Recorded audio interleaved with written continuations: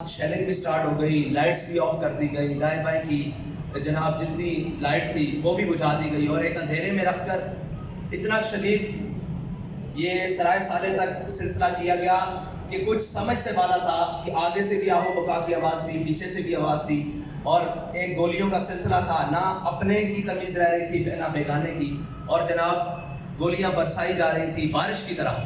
تو اس سلسلے میں جو تقریباً انتہائی فاصلہ طے کر چکا تھا کہ کھولیاں بالا کے قریب جب وہ پہنچا تو اس کے اوپر شیلنگ سٹارٹ کر دی گئی۔ جب وہ شیلنگ ہونے لگی تو اس کے بعد حالات کی کشیدگی دیکھتے ہوئے اور سارے معاملات دیکھتے ہوئے 3 کلومیٹر پہلے ہی جلوس کو اختتام کر دیا گیا اور جلوس کو واپس موڑ لیا گیا۔ وہ حدود جہاں دفعہ 144 لگی ہوئی تھی، وہ حدود جہاں پر انتظامیہ کہہ رہی تھی کہ یہاں نہیں آنا، اس حدود سے تقریباً 2.5 کلومیٹر پہلے ہماری حدود ابھی آدھا کلومیٹر پہلے تک تھی جہاں ہم جا سکتے تھے، لیکن ہم نے اس سے پہلے اپنی ختم کر دی۔ لیکن بلا اشتعال شیلنگ کا سلسلہ جاری رہا اور اس کے بعد جلوس کو واپسی کی طرف موڑ دیا گیا، اور جب جلوس واپسی کی طرف موڑا تو اس کے اوپر پیچھے سے کارکنان کے اوپر، پورے جلوس کے اوپر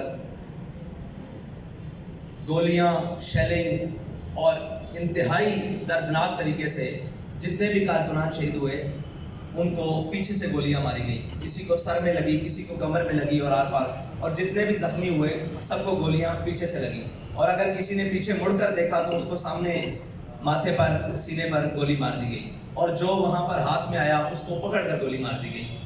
یہ اتنا دردناک واقعہ ہے کہ اس کے لیے الفاظ بھی بیان نہیں ہو رہے کہ کیسے اس کو بیان کیا جائے، اور یہ کیا ہوا رات کے اندھیرے میں، مغرب تک کوئی چیز نہیں تھی، بالکل اپنے امن کے ساتھ نعرے لگاتے ہوئے ہر طریقے کے ساتھ تمام چیزیں ہوتے ہوئے جلوس اپنی منزل کی طرف تھا، اور مغرب کا وقت جیسے ہی گزرا اس کے بعد شیلنگ بھی سٹارٹ ہو گئی، لائٹس بھی آف کر دی گئی، دائیں بائیں کی جناب جتنی لائٹ تھی وہ بھی بجھا دی گئی، اور ایک اندھیرے میں رکھ کر اتنا شدید یہ سرائے سالے تک سلسلہ کیا گیا کہ کچھ سمجھ سے بالا تھا کہ آگے سے بھی آہو بکا کی آواز تھی، پیچھے سے بھی آواز تھی، اور ایک گولیوں کا سلسلہ تھا، نہ اپنے کی تمیز رہ رہی تھی نہ بیگانے کی، اور جناب گولیاں برسائی جا رہی تھی بارش کی طرح۔ تو اس سلسلے میں آج آپ سب کو بلایا گیا ہے کہ ہم آپ کو کچھ حقائق دکھا سکیں کہ یہ کیوں ہوا ہے اور کس نے کیا ہے، اور یہ واقعہ کیوں کر تحریک لبیک پاکستان کے اوپر پیش آیا ہے۔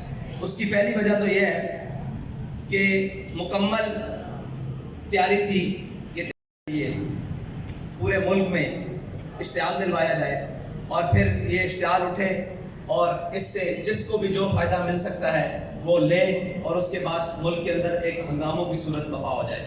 پہلی اس کی وجہ تو ہمارے سامنے یہ ہے، اور دوسری بات یہ ہے کہ فرقہ وارانہ فساد یا کوئی بھی نسلی اور قومی فساد ہو، اس کے اوپر تحریک لبیک پاکستان بالکل بھی یقین نہیں رکھتی، اور آج تک تحریک لبیک پاکستان کسی بھی فرقہ وارانہ فساد کے اندر نہ کبھی ملوث ہوئی ہے، نہ کبھی اس کا ذہن ہے، کیونکہ جو ہمارا نظریہ ہے، جو ہمیں ہمارے قائد نے نظریہ دیا ہے، اس سے کسی مسلمان کو اختلاف نہیں ہے، اور کسی بھی کلمہ گو انسان کو اختلاف نہیں ہے۔ تو یہ جان بوجھ کر ایک بہت بڑی سازش تھی جس کے تحت تحریک لبیک پاکستان کو اس کے اندر دھکیلنے کی کوشش کی گئی۔ اور دوسری بات یہ ہے کہ حالیہ دورے جو ہمارے ملک کے ذمہ داران بیرون ملک کر کے آئے ہیں، وہ کیا یہ معاہدے کر کے آئے ہیں کہ اب ان لوگوں کو جان سے مارنا ہے، اور جب یہ اشتعال میں آ جائیں اور ان کو پھر یہ پورے ملک میں ایک فساد اور جناب ایک احتجاج کی فضا بلند ہو اور ایک دوسرے کو مارا جائے، اور اس کے بعد ایک بڑا احتجاج پورے ملک میں بپا ہو، اور اس کے بعد تحریک لبیک پاکستان کو کالعدم کیا جائے۔ یہ اس کی طرف پرسوں رات کا ایک قدم تھا جس کو تحریک لبیک پاکستان کی قیادت نے بڑی بخوبی طریقے سے بھانپ کر اپنے کارکنوں کو اس دلدل سے نکال کر اور بحفاظت گھروں تک پہنچانے کی کوشش کی، لیکن وہ کوشش ناکام کرنے کے لیے بھی ان کے اوپر گولیاں برسائی گئی۔ یہ ایک اتنی بڑی سازش ہے کہ اگر اس سے بے نقاب کیا جائے تو پتہ لگ جائے گا کہ پاکستان کا دشمن کون ہے اور پاکستان کو غیر متزلزل کون کرنا چاہتا ہے. اور ایک وہ جماعت جس کا ان چیزوں سے تعلق ہی کوئی نہیں، اس کو اس کی طرف دھکیلنا کون چاہتا ہے، اور بلا وجہ ان کے کارکنان کو شہید کروا کر کون چاہتا ہے کہ اس ملک کے اندر اشتعال پیدا ہو اور اس ملک کے اندر ایک افراتفری پیدا ہو اور اس ملک کو دوبارہ اس کی طرف دھکیلا جائے جس سے کسی کا مفاد جڑا ہوا ہے. اور پہنچے ہیں کہ پاکستان میں حقوق سب کے ہیں، تمام سیاسی جماعتوں کے ہیں، تمام چیزوں کے ہیں، ہر چیز کا حق ہے. لیکن اگر حق نہیں ہے تو دینی لوگوں کا نہیں ہے، اگر حق نہیں ہے تو مذہبی لوگوں کا حق نہیں ہے، اور حق نہیں ہے تو تحریک لبیک یا رسول اللہ کے کارکنان کا حق نہیں ہے، اس کے ذمہ داران کا حق نہیں ہے. اور کوئی حافظ قرآن ہے تو اس کا حق نہیں ہے، کوئی عالم دین ہے تو اس کا حق نہیں ہے، کوئی بینک افسر ہے یا کسی بھی شعبہ ہے فکر سے وکیل ہے، جج ہے، تاجر ہے، کسی بھی طبقہ ہے فکر سے تعلق رکھتا ہے، اگر وہ تحریک لبیک پاکستان سے جڑا ہوا ہے تو اس کا کوئی حق نہیں ہے، وہ ان کے نزدیک بالکل بھی انسان نہیں ہے. اور یہ حلیہ جس میں ہم آپ کے سامنے بیٹھے ہوئے ہیں، داڑھی اور پگڑے کے حلیے میں، یہ حلیہ جس کا دل چاہے، جس وقت دل چاہے، جہاں دل چاہے، اس حلیے والوں کو جتنا خون بہانا چاہے وہ بہا دے، رات کے اندھیرے میں چاہے، دن کی روشنی میں چاہے وہ بہا دے. اور جہاں دل چاہے گولیاں برسا دیں، جہاں دل چاہے شیل برسا دیں، جہاں دل چاہے اٹھا کر جیلوں میں بند کر دیں، جہاں دل چاہے دہشت گردی کے مقدموں میں بند کر دیا جائے، جب دل چاہے فورس شیڈول میں ڈال کر ان کو پابند سلاسل کر دیا جائے. اور جناب اس سوچ اور اس فکر کے رکھنے والوں کو یہ سوچنا ہوگا، اور ان کے خلاف جو سازش کر رہے ہیں ان کو یہ سوچنا ہوگا کہ ہم ملک کو کس طرف لے کر جا رہے ہیں، اور یہ جو کچھ ہو رہا ہے یہ چاہت کس کی ہے، یہ کس کا ایجنڈا ہے کہ وہ ہمیں اس سطح پر لے کر جانا چاہتا ہے، اور ہمارے خون کو اتنا ارزاں سمجھ کر دن بدن بہایا جا رہا ہے اور اس کی قیمت بھی نہیں. یعنی یہاں شہداء کے جنازے ہوں کسی کو دکھانے کی اجازت نہیں، سچی بات یہ ہے، یہاں شہیدوں کی گنتی کسی کو بتانے کی اجازت نہیں، یہاں زخمی ابھی بھی پڑے ہوئے ہیں اسپتالوں میں، کسی کو ان کو جا کر دیکھنے کی اجازت نہیں. اور پوسٹ مارٹم کے لیے 48 گھنٹے ہو گئے ہیں، تمام جگہ پر ہم باڈیز لے کر تمام سرکاری اسپتالوں میں، مجسٹریٹ کی عدالتوں میں پھر رہے ہیں کہ ہمیں کورٹ آرڈر دیں تاکہ ہم ان کا پوسٹ مارٹم کروا سکیں. وہ کورٹ آرڈر نہیں دیے جا رہے. وکلاء صبح سے لے کر شام تک کچہریوں میں بیٹھے ہوئے ہیں، کوئی سننے کے لیے تیار نہیں ہے کہ یہ ہوا کیا ہے اور یہ ظلم آپ کے ساتھ کس نے کیا ہے، کیوں ہو رہا ہے. اور اس کے بعد ہمارے الٹا سب سے بڑی بات یہ ہے کہ الٹا جن کو شہید کیا گیا ہے ان کے اوپر FIR درج کرنی شروع کر دی ہے.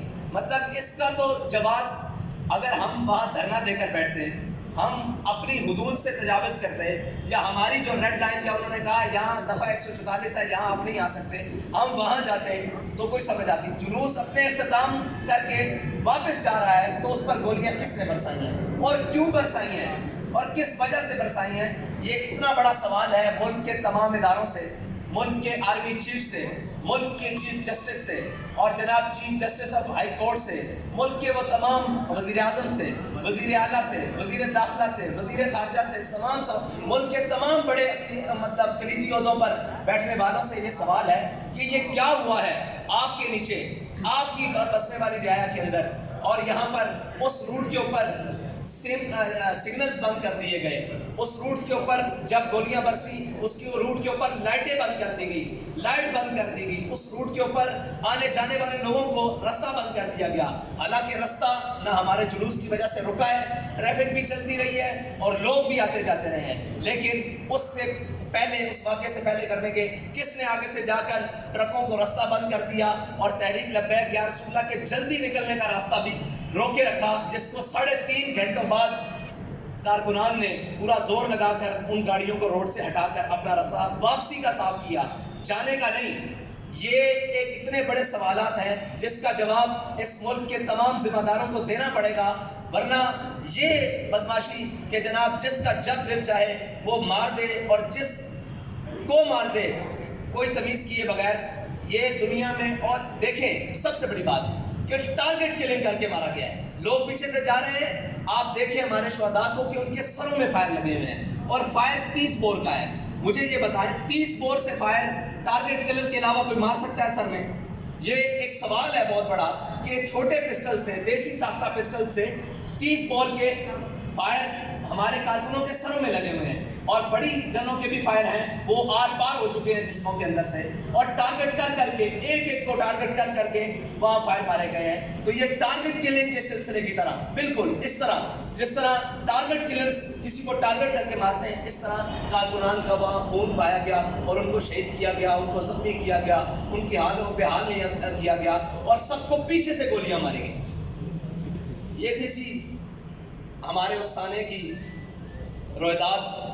اور کھولیاں بالا یہ وہ جگہ ہے، اور جہاں تک ہمارا تحریک لبیک پاکستان کا جلوس پہنچا. اور ایک بہت بڑی سازش حویلیاں میں، حویلیاں تو بھائی اس سے 3 کلومیٹر ہے، حویلیاں کی تو حدود بھی نہیں شروع ہوتی.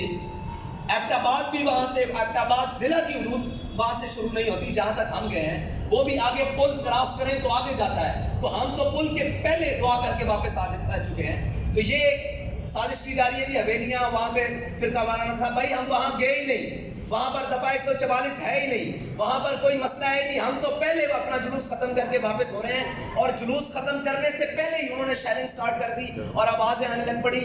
ہمارے پاس وہ ویڈیوز بھی ہیں، وہ لوگ چلائیں گے کہ جب ہم اعلان کر رہے ہیں کہ ہم واپس جا رہے ہیں اور ہم نے ختم کر دیا واپس چلو. یہ شاہ صاحب بھی اعلان کر رہے ہیں، میرا بھی اعلان موجود ہے ذمہ داران کا. اس کے اندر فائرنگ کی آواز باقاعدہ سنی جا سکتی ہے کہ اس وقت فائر کھول دیا گیا کہ آپ آگے کیوں نہیں آ رہے، آپ اس جگہ پر کیوں نہیں جا رہے جہاں پر فساد ہے، آپ یہاں سے واپس کیوں جا رہے ہیں. تو ہمارا جلوس زیادہ کلومیٹر بنتا ہے، 4 کلومیٹر، لیکن ہم احتیاطاً کہہ رہے ہیں کہ 3 کلومیٹر کنفرم ہم وہاں سے اپنے مقام سے جہاں پر بھی وہ جلوس کا مسئلہ تھا. حویلیاں بازار اس سے بھی آگے جاتا ہے جہاں کا معاہدہ ہوا ہے. حویلیاں بازار مین جی ٹی روڈ سے اس سے بھی اندر ہے، لیکن مین حویلیاں بازار جہاں سے حویلیاں شروع ہوتا ہے وہاں سے بھی 3 کلومیٹر پہلے ہم نے جلوس ختم کیا. اور یہ ایک بہت بڑا سانحہ گزرا ہے، اور جان بوجھ کر تحریک لبیک پاکستان کو اس آگ میں دھکیلنے کی کوشش کی گئی ہے. لیکن انشاءاللہ وہ ہر چہرہ بے نقاب ہوگا. آپ ویڈیوز میرا خیال ہے کہ آپ سارے ویڈیوز دیکھ لیں، اس کے بعد آپ کے جو سوالات ہوں گے وہ کر لیں. شاہ صاحب پھر اس کے بعد جو بات ہے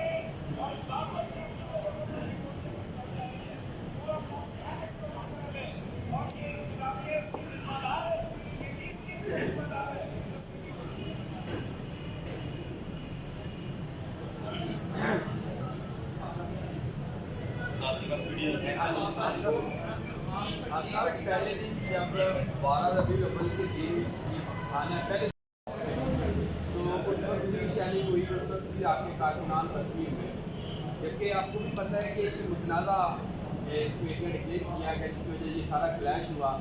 آپ لوگوں نے جان بوجھ کے بھی دوبارہ मिलाद नबी का जुलूस इसी रास्ते पे क्यों गामजन किया, शुरू किया, जबकि आपको पहले पता था कि यहाँ पे क्लैश है, मुतनाज़ है, आप लोग माशरे में इस तरह की तफरीक ना पैदा हो, पुरअमन रहा जाए। जैसा कि पहले ही आपके ऊपर और पाकिस्तान तहरीक लब्बैक के ऊपर तनकीद होती है, ये मुतशद्दिद लोग हैं, रिजिड लोग हैं, सख्त हैं, ये अपने मौक़िफ़ से पीछे हटे, कहीं ये ज़िद और अना का मसला, कहीं पे इंसानी जानों को इतना नुकसान हो रहा है, कोई और रास्ता भी तो अपना सकते थे आप, क्या वहाँ पे कोई और रास्ता नहीं था जिसके ऊपर ये जुलूस ले जाया जा सकता?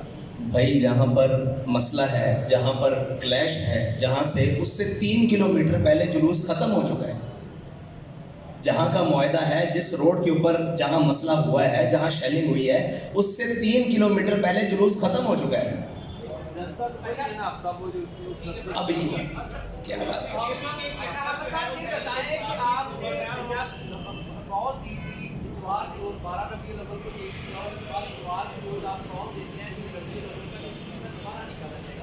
क्या इंतजामिया की इजाज़त से आपसे कोई राब्ता किया गया मुज़ाकरात के लिए?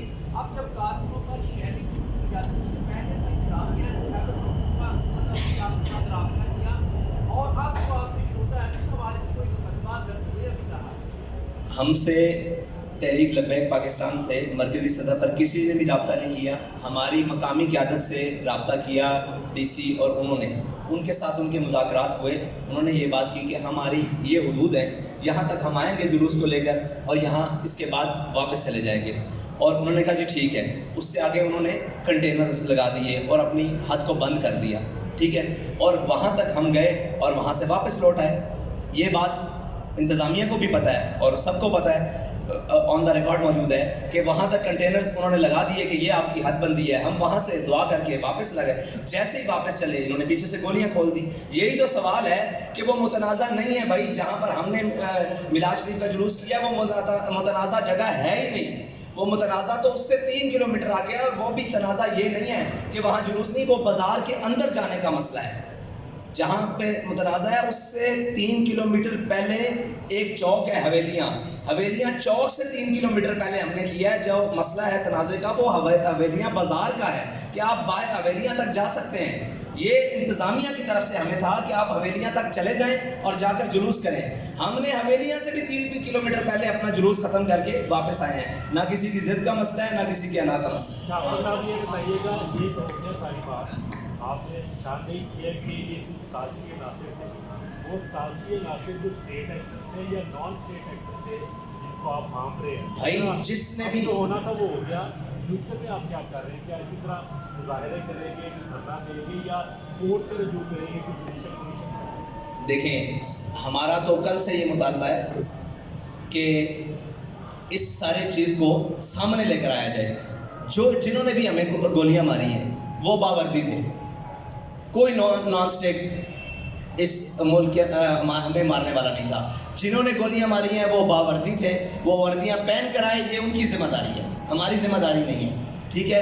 वहाँ पर हमें गोलियां मारने वाले सारे बावर्दी थे जिन्होंने हमारे कारकुनान को गोलियां मारी हैं। और आप क्या समझते हैं कि हमें पीछे से ये खबर आ रही थी कि वहाँ गोलियां मारी जा रही हैं? हम तो ये देख रहे थे सामने कि ये गोली चल रही है, ये गोली चल रही है, ये सामने हमारे शख्स खड़ा हो गए। हम निहत्ते हैं भाई, हम निहत्ते हैं, वो सामने शख्स खड़ा होकर गोलियां चला रहा है। मैं खुद खड़ा होकर देख रहा हूँ कि वो सामने गोलियां चला रहा है और मैं इनसे कह रहा हूँ कि भाई अपनी स्पीड बढ़ाओ, यहाँ से निकलो, ये तो गोलियां चला रहे हैं। और जैसे ही हमने स्पीड बढ़ाई उन्होंने और तेज़ फायरिंग शुरू कर दी और फिर आगे से रास्ते रोक दिए। दूसरी बात ये आपने कहा कि अगला लाएअमल, वो हमने अपनी जनरल बॉडी का इजलास, शुरा का इजलास बुला लिया है तहरीक लब्बैक का कल, और इंशाअल्लाह उसके बाद ऐलान करेंगे कि अगला लाएअमल क्या होगा। और दूसरा एक सवाल किया था कि मुकदमात का।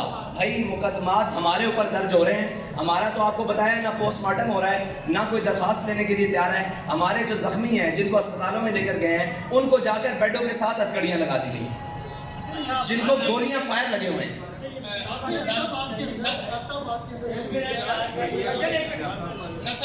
ये बताइए कि हम तो माशाल्लाह कोई 400-500 किलोमीटर दूर बैठे हैं, या अल्लाह जानता है या आप जानते हैं क्या हुआ है। जब एक दफ़ा जुलूस निकला है तो फिर दूसरी दफ़ा क्यों निकला है? और जो मुतनाज़ा एरिया 3 किलोमीटर, वहाँ कौन से लोग हैं कि जिनकी वजह से उसको रेड लाइन एरिया था जिसके दूर या करीब आपके साथ ये तशद्दुद किया गया? और तीसरा, शुहदा की एग्जैक्ट दाद क्या है और ज़ख्मियों की क्या कहा है? आप کو یہ سارے سوالات تو جنہوں نے روکا ہے وہ بتائیں کہ ریڈ ایریا. میرے نزدیک پورا پاکستان میں کوئی بھی ایریا ریڈ لائن نہیں ہے. یہ تو وہ بتائیں گے کہ جن کو اس ریڈ ایریا سے مسئلہ ہے کہ وہاں کون بستے ہیں یا وہاں کیا معاملات ہیں یا وہاں انہوں نے کیا کر رکھا ہے جس میں آپ اور میں میلاد النبی کا جلوس نہیں لے کر جا سکتے. یہ تو وہ لوگ بتائیں گے. ہمارے نزدیک تو پاکستان کی ہر گلی میں میلاد النبی صلی اللہ علیہ وسلم کا جلوس نکالا جا سکتا ہے, کوئی اس کے اوپر پابندی نہیں ہے. اور دوسری بات ہے کہ ہمارے شہداء کی تعداد 3 ہے, ٹھیک ہے جی, جن کو ابھی تک ایک آخری ہے جن کی پوسٹ مارٹم کی کوشش کی جا رہی ہے, جن کا پوسٹ مارٹم نہیں ہونے دیا جا رہا, ٹھیک ہے جی. اور جو زخمیوں کی تعداد ہے, جو بلٹ سے زخمی ہیں, وہ 13 افراد ہیں. یہ مکمل تھا. اچھا آپ صاحب, میرے سوال کے 2 پورشنز ہیں. ایک آپ کا ویڈیو کلپ سوشل میڈیا پر وائرل ہو رہا ہے جس میں آپ پورے میڈیا کو لانتی قرار دے رہے ہیں. یہ بالکل اسی طرح کی لائن ہے جس طرح عمران خان کو غصہ ایک چینل یا چند اینکرز پر ہوتا ہے تو پورے میڈیا کو. جب آپ جیسی ہستی پورے میڈیا کو لانتی قرار دیتی ہے یا میڈیا کے کردار کو مشکوک قرار دیتی ہے تو پورے میڈیا پر ایلیگیشن لگتا ہے, آپ کے کارکنان میں بھی اشتعال آتا ہے. کائنڈلی آج آپ بیٹھے ہوئے ہیں موقع کو غنیمت جانتے ہوئے ان چند چینلز اور ان اینکرز اور تجزیہ کاروں کا نام بتا دیں جن پہ آپ کو غصہ ہے, تاکہ پورا میڈیا بلیک لسٹ نہ ہو اور پورے میڈیا کو یہ ایلیگیشن نہ لگے کالی میرے ہیں. ایک یہ اور ایک سوال مکمل. دیکھیں, بات ہوتی ہے سربراہ کے ساتھ. ہمیں تو یہی پتہ ہے کہ آپ کے پاکستان میں سب سے بڑا صحافی یا ان لائنوں میں گنے جانے والے صحافی عامر میر صاحب ہیں, ایسے ہی آپ ان کو صحافی مانتے ہیں؟ پہلے تو آپ جواب دیں نا کہ آپ کے یہاں صحافی کون ہے. ہمارے یہاں تو آپ سارے صحافی ہیں, سارے صحافی ہیں پورے پاکستان. ہم تو سب کو صحافت کی نظر سے دیکھتے ہیں. آپ کیمرہ مین ہیں یا صحافی ہیں یا نیوز رپورٹر ہیں, آپ ان کو صحافی مانتے ہیں؟ پہلے تو یہ بتائیں. اگر آپ سارے ان کو آن کرتے ہیں پھر میں اگلی بات کرتا ہوں. جی بالکل. اچھا, آپ ان کو آن کرتے ہیں, آپ نے ان کی ٹویٹ پڑھی ہے؟ میں نے پڑھی ہے آپ کی. آپ یہ مجھے بتائیں کہ وہ کہہ رہے ہیں جو ان کے ساتھ ہوا ہے اچھا ہوا ہے, تو میں اس کو لعنتی نہ کہوں تو اور کیا؟ اسے کی ہم یہی کہہ رہے ہیں بھائی وہ آپ کا سربراہ ہے نا. نہیں, ہمارا سربراہ نہیں, ہمارے آپ کا سربراہ ہے, ٹھیک ہے. ہم تو ڈساؤن کرتے ہیں اس طرح کے صحافیوں کو. ٹھیک ہے, آپ کا سربراہ نہیں ہے, وہ لعنتی ہے. اب دیکھیں نا, پھر آپ بات کریں. آپ نے ٹھیک آپ ہے, کا سربراہ یہ نہیں آپ کا ہے, موقف ہے. ٹھیک ہے. اگلی بات. اچھا, دوسرا کوشچن یہ ہے سوال کا کہ آج آپ کے جس طرح عمران خان تھوڑا سا ہمیں اسٹیبلشمنٹ کا ان کا ہاتھ ان سے پیچھے سے اٹھا تو تھوڑا سا پکڑاہٹ کا شکار ہے. آج آپ بھی اپنی پریس کانفرنس میں معذرت کے ساتھ گھبرائے ہوئے لگ رہے ہیں. ہمیں وہ لبیک کا میر نظر نہیں آ رہا جو علامہ خواجہ حسین رضوی کے دور میں تھے اور وہ ایک دبنگ انداز کرتے تھے. ایسا لگ رہا ہے آپ تو التجا کر رہے ہیں, ظلم بھی آپ کے ساتھ ہوا ہے اور اپیل بھی آپ کر رہے ہیں. میری بات سنیے, میرے ساتھ ظلم ہوا ہے, میرے ظلم کو نہ آپ دکھا سکتے ہو, میرے ظلم کو نہ آپ بتا سکتے ہو. میرے کارکن کو جہاں چاہے, جس اندھیرے میں چاہے, جہاں چاہے کوئی مار دے, میں بتاؤ کہاں جاؤں. میرا ایک سوال ہے پورے دنیا سے کہ یہاں اقلیت کے کتے کو پتھر بھی لگے نا تو پوری دنیا چیخ اٹھتی ہے. یہاں پر کوئی بھی معاملات ہو جائے, میڈیا بھی دکھاتا ہے, سوشل میڈیا بھی ساری چیزیں دکھاتا ہے. ہم تو ہر جگہ بینڈ ہیں, ہمیں تو دکھایا نہیں جاتا. آپ مجھے بتائیں کہ میں ابھی دبنگ انداز میں کہتا ہوں کہ آؤ سارے نکلتے ہیں باہر احتجاج کرتے ہیں, میرے پاس 10 لاشیں اور آ جائیں گی, میں کہاں جاؤں گا؟ میں سپریم کورٹ کا دروازہ کھٹکانے کے لیے, میں مجسٹریٹ کے پاس صبح سے بیٹھا ہوں کہ مجھے ایک آرڈر کر دو کہ یہ لاش ہے, اس کا پوسٹ مارٹم, یہ کہاں ہے شہید صاحب, یہ مبشر صاحب, یہ ہیں ان کے, مجھے صرف آرڈر دے دو کہ میں ان کا پوسٹ مارٹم کسی ملک سے کروانا ہے نا. میں کہیں جا کے انڈیا سے تو نہیں کروا سکتا, افغانستان سے تو نہیں کروا سکتا, کسی ملک کے کسی, مجھے ایویڈنس چاہیے کورٹ میں جانے کے لیے, مجھے یہ پوسٹ مارٹم چاہیے. صبح سے لے کر کبھی وہ لاش کو غائب کرنے کی کوشش کرتے ہیں, کبھی وہ ایمبولینس کے ڈرائیور کو اٹھا لیتے ہیں, کبھی وہ جو لوگ لے کر جا رہے ہیں ان کو پکڑ لیتے ہیں. مجھے بتاؤ میں کہاں جاؤں؟ آپ بتائیں. آپ کے نزدیک اس وقت تک تحریک لبیک کے شہداء کی تعداد 50 سے اوپر ہو چکی ہے. ایک مقدمہ درج نہیں ہوا. یار مرے تو ہیں نا, شہید ہوئے ہیں نا, سب کے سامنے اس ملک میں. بتائیں ہم کہاں جائیں؟ کس کے بعد اسٹیبلشمنٹ پہ میں 1000 بار لعنت بھیجتا ہوں. آگے بات کریں. بات یہ نہیں ہے, بات یہ ہے کہ ہمیں سارے مارنے والے ہیں. سب کے نزدیک ہمیں ظالم کر کے دکھایا جاتا ہے. ہم سے بڑا مظلوم بھی کوئی نہیں ہے. مجھے بتائیں, جس کے نزدیک مجھے وہ کہتے ہیں آپ ایسے ہیں. اب بتائیں, ہم مظلوم بن رہے ہیں پھر بھی آپ کو برا لگا. سعد بھائی ایک چیز دیکھیے گا کہ کے پی کے اندر جو ہے وہ جو حکومت ہے وہ پی ٹی آئی کی ہے, پولیس بھی جو ہے وہ پی ٹی آئی کی ہے, اور پی ٹی آئی تو پہلے ہی وہاں پر طالبان کے ساتھ جو ہے وہ لڑائی کر رہی ہے. آپ کے اوپر حملہ کر کے اپنے لیے ایک نیا مسئلہ کھڑا کرنے کی وہ کیا ضرورت ہے؟ آپ کو نہیں لگتا کوئی تیسری پارٹی جو کہ تیسری پارٹی جو تحریک انصاف کی مقبولیت سے خائف ہے وہ آپ کی مقبولیت کو استعمال کر کے تحریک انصاف کے مقابلے میں کھڑا کرنا چاہتی ہے؟ بھائی ہو سکتا ہے نا, تو یہ حکومت کا کام ہے نا. یہ بھی ہو سکتا ہے، اس میں کوئی دوسری رائے نہیں ہے کہ ہر وہ شخص ہو سکتا ہے جو کوئی بھی اس ملک میں کھیل کھیلنا چاہتا ہے، ہو سکتا ہے، کوئی عیب نہیں، لیکن اس کو سامنے کس نے لانا ہے؟ میں تو نہیں جانتا ان کو، میں تو وہاں ذمہ داروں کا تعین نہیں کر سکتا۔ حکومت کس کی ہے؟ خیبر پختونخوا میں حکومت کس کی ہے؟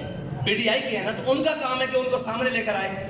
بھائی وہ تو الٹا ہم پر ایف آئی آریں دے رہے ہیں، ان کا کام ہے نا کہ جن کو شہید کیا گیا کیوں کیا گیا، یہ تو ان کا کام ہے، سامنے لے کر آئیں، وہ ڈی سی کو بلائیں، ڈی پی او کو بلائیں کہ یہ گولی کیوں چلی ہے۔ آگے آپ احتجاج کریں گے اگر آپ کو انصاف نہیں دیا جاتا تو ٹائم فریم؟ بھائی سب کچھ کریں گے، سب کچھ کریں گے۔ ہم سے گلا یہ دیا جاتا ہے کہ آپ آخری لائن پہ پہلے چلے جاتے ہیں، ہم نے یہ کہا کہ ہم پہلی لائنیں بھی چھو لیتے ہیں جن میں دیکھا جائے کہ ہو سکتا ہے یہاں سے انصاف مل جائے، ہم کورٹ میں بھی جائیں گے، جوڈیشل کمیشن کی بھی انکوائری بھی لگوائیں گے، سارا کچھ کریں گے اور اس کے بعد ہر حد تک جائیں گے اپنے انصاف کے لیے۔